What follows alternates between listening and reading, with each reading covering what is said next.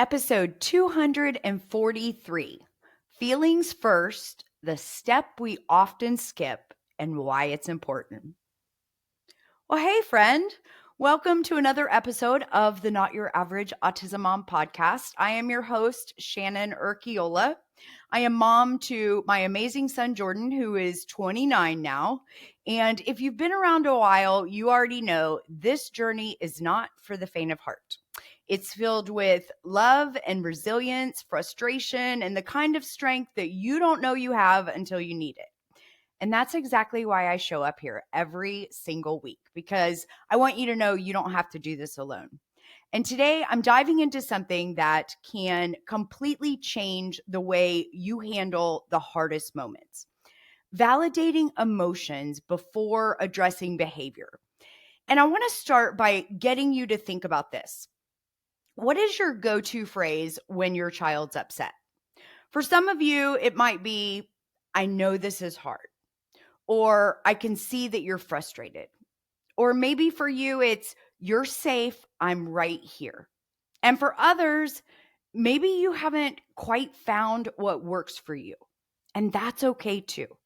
Today, we're talking about one of the most powerful yet often misunderstood parts of parenting autistic children, and that's validating emotions before addressing behavior. Because here's the thing, when our children's emotions are running high, logic, reason, problem solving, all of that goes right out the window. Their brain is flooded with dysregulation, sensory overload, anxiety, frustration, disappointment, and no amount of reasoning or correcting will work in that moment. And that's where so many parents understandably get stuck. And let's be honest, those moments come fast and unexpected, right? So here's what that might look like in real life. You're halfway through dinner and your child's cup of milk tips over everywhere. Their fork hits the floor and boom, your quiet kitchen is all of a sudden a storm. You feel your own body tense and the urge to fix it fast is really loud. Towels, rules, reminders. But what if just for a moment you press pause on fixing and you meet the feeling first? Because what really happened in that moment is more than just behavior. It's the brain doing what it does to protect your child. When our kids are upset, their nervous system shifts into defense mode. And in that state, language, logic, good choices are mostly offline. You can't teach a new skill to a dysregulated brain. You can only co-regulate it back to safety. And that's where validation comes in. Validation isn't agreement with the behavior, it's acknowledgement of the feeling that's driving it. And I want to share some things that I've learned through the years from autistic adults themselves, which I think can sometimes help us understand what's actually going on beneath the surface. So the first one is emotions are complex. They're not just basic. We think angry, sad, happy, but your child may actually be feeling rejected or overloaded or cornered or powerless. When they have only a few words for many internal states, the mismatch often shows up as behavior. So that's number one. Number two is processing can be delayed, right? Some of our kids don't know what they feel in the moment. It might take hours or days for them to actually name it. That's why, after school meltdowns or delayed explosions happen. Small things look big because something bigger is still processing in the background. Number three, even positive emotions can overwhelm. And this is a big one for us. So birthdays, surprises, fun events, random things, happiness can be big and dysregulating too. You might see jumping or yelling or crashing, and not because they're bad, but because their body is trying to ride this huge emotional wave. Even things that Jordan loves or is looking forward to often cause big emotions and negative behaviors ahead of time. So I get this one. Number 4 is, have you ever heard of double empathy? So it's not that they lack empathy. It's kind of this two-way misfire. Autistic and non-autistic people experience and communicate emotions differently. So we often miss each other's signals. And bridging that requires curiosity and patience and honoring different timelines and channels for connection. So that's why it's so important that you get curious along this journey. So when we put all of this together, it helps us see that what we often call challenging behavior is really just communication for our kids. And if we realize if we want better behavior, we have to make room for different emotional wiring and learn to respond to feelings first. When you jump straight to fixing behaviors, you can't hit your brother. Use your words. That's not how we talk. We actually skip the step that actually helps them become able to do those things different next time. Before any child can access self-control, they have to feel safe and understood. That's what validation does.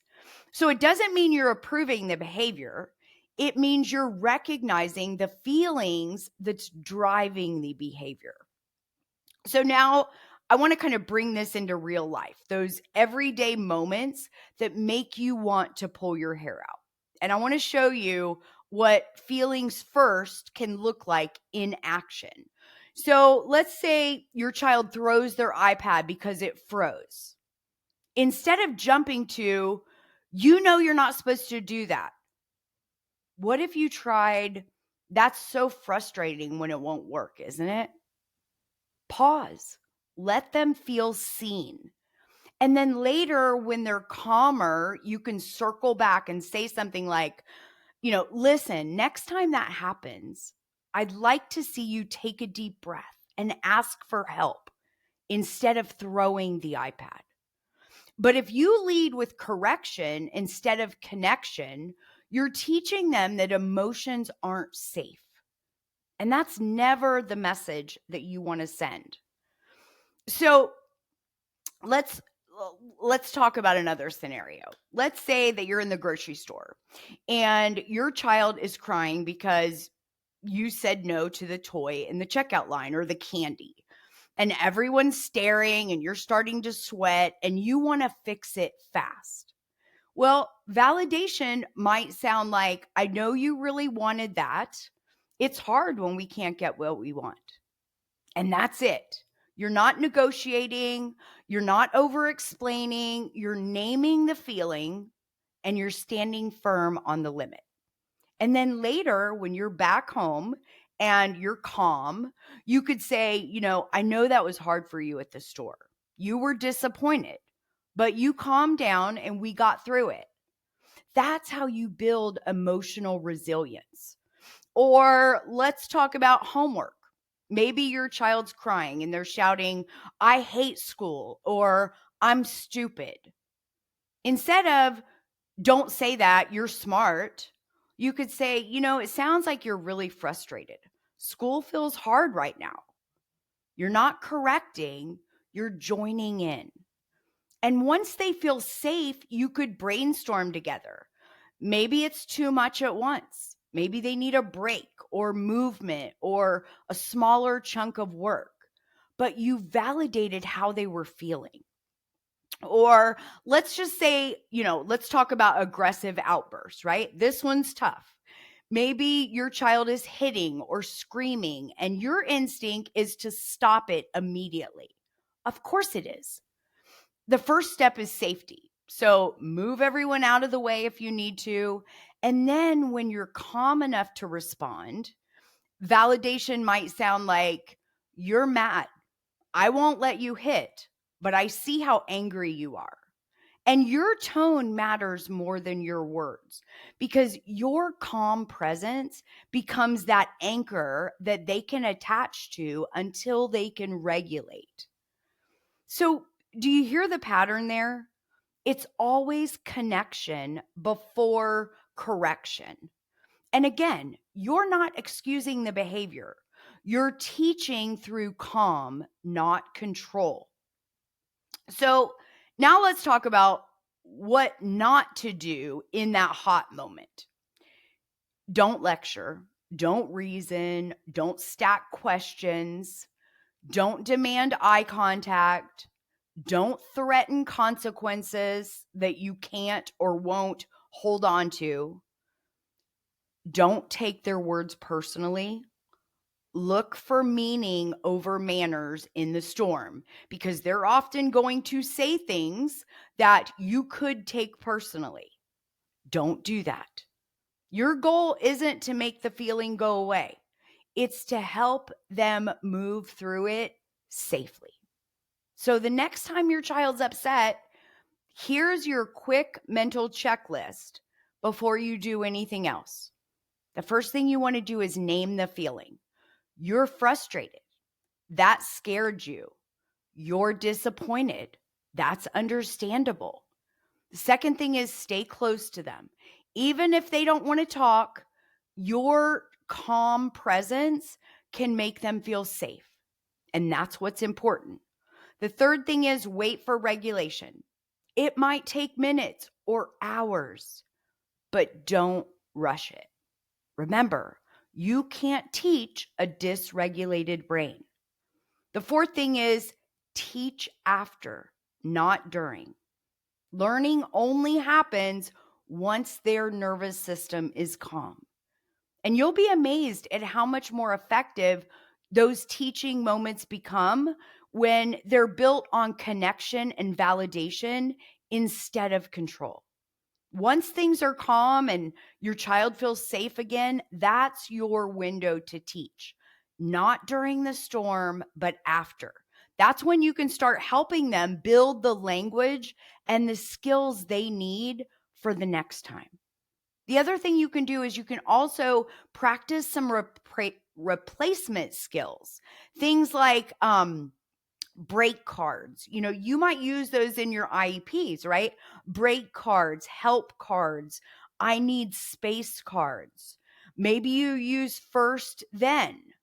Or if they've got a stress ball, one breath and then squeeze the ball and then say later.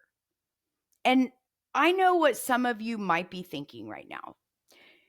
But Shannon, I've been doing this for years and it still doesn't always work.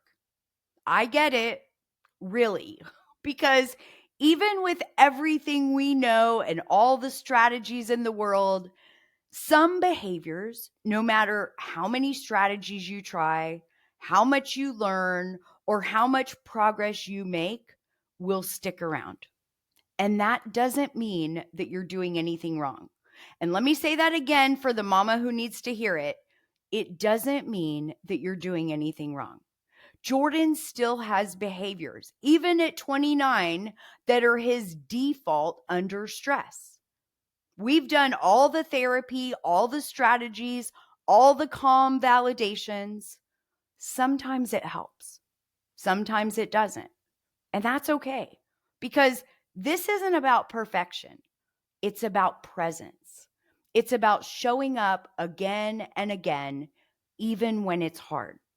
When you internalize the belief that if you were doing it right, the behavior would go away, you set yourself up for unnecessary guilt and defeat. You are not failing.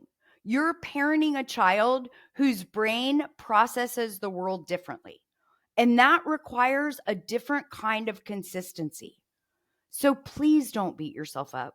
Self-blame leads to defeat, and defeat pulls you away from the consistency your child needs most. Your presence matters more than your perfection. So, as we wrap up this conversation, I want to leave you with something practical that you could just kind of keep in your back pocket, some simple, powerful phrases that kind of bring all of this to life in the moment. And I want you to try using these and rotating them because sometimes just a few words can make all the difference. This is hard. I'm here. You wanted that to go differently. I understand. Your body is saying too much. Let's help it. You're disappointed and you're safe. Mad is okay. Hitting isn't. I'll help. We can pause. We don't have to solve this right now. Show me. Do you want more quiet? Do you want more space? You don't have words yet. That's okay. We'll talk after your brain is calmer. Try using your card. You noticed it. Great job. First, then. I'm trying to understand. Am I close? You're safe. I'm right here. Keep a few of these in your back pocket for the next tough moment. And before we close, I want to take a minute to share something really special that's happening. If you missed my announcement this week on social media, I am writing a book. It is not a book about Jordan. It's not our story. It's a book for moms like you, moms walking this unexpected path of parenting children on the spectrum. It's called When Life Doesn't Go as Planned, Finding Strength, Surrender, and Acceptance, Parenting an Autistic Child. It's the book that I wish someone had handed me all those years ago when I felt so alone and so unsure and so desperate for someone who understood what this really felt like. It's honest, it's hopeful, and it's full of stories and lessons that I've learned living life alongside Jordan. And I can't wait to share it with you in 2026. Writing it has brought laughter and lots of tears and healing, but it's all for you. It's for every mom like you and me who has ever wondered if she's doing enough. Mama, remember this. You don't have to fix it all. You don't have to make every meltdown disappear or have every answer in the moment. Your calm and your presence and your willingness to stay, that's what your child needs the most. When you focus on feelings first and fixing behaviors later, you're building the emotional safety they need to grow and develop. And it's not easy, but it's worth it. All right, my friends, I hope you know that every week I am here because I know how hard this parenting journey can be. I live it still day in and day out, just like you. And I want you to know that you're never walking this road alone. If you want to go deeper and connect with other amazing moms walking similar paths who just get it, come join us in our private membership where real connections, real conversations, support, and understanding are waiting for you. And hey, if this episode gave you a little more peace today, or maybe just some ideas to try to do something different, share it with another mom who might just need it too. Leave a review, tag us on social media, and help us reach more moms who are learning to love this life, even when it doesn't go as planned. So until next week, have a great week ahead. Take a deep breath, give yourself grace, and above all, remember, you, mama, are doing amazing at this mom thing.